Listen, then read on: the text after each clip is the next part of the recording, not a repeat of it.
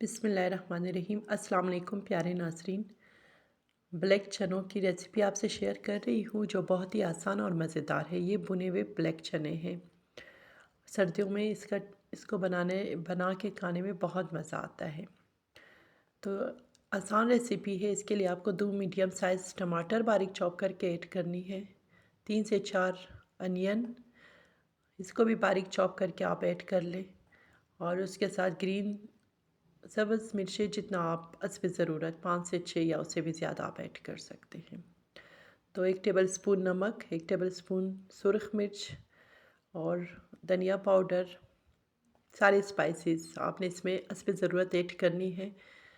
हल्दी powder, chilli flakes 1-1 tablespoon मैंने इसमें ऐड किया। आप अपने हिसाब से आप इसमें ऐड कर सकते हैं। अगर ज़्यादा स्पाइसी पसंद है तो ये स्पाइसेस आप ऐड कर सकते हैं। और 1 टेबलस्पून मैंने इसमें ऐड की है जिंजर गार्लिक पेस्ट।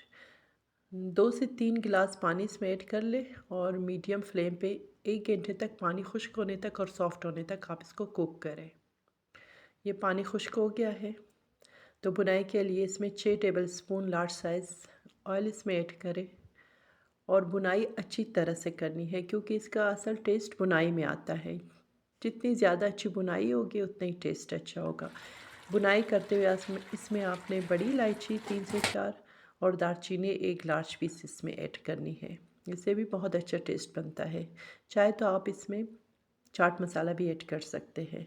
मैंने चाट मसाला स्किप किया है, इसमें ऐड नहीं किया है क्योंकि जब इसको चटनी के साथ सर्व करेंगे तो इसका बहुत अच्छा टेस्ट बनेगा। और भी अभी डिश आउट करें। ये इमली और खुरमानी की चटनी है जो मैंने अपने पिछले व्लॉग में आपसे इसकी भी रेसिपी शेयर की है कि इमली और खुरमानी की चटनी किस तरह बनाई जाती है।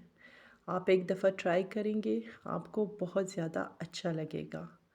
ये काले चनों का टेस्ट भी अच्छा है और आपकी सेहत के लिए भी ये बहुत अच्छा होता है। Thank you so much.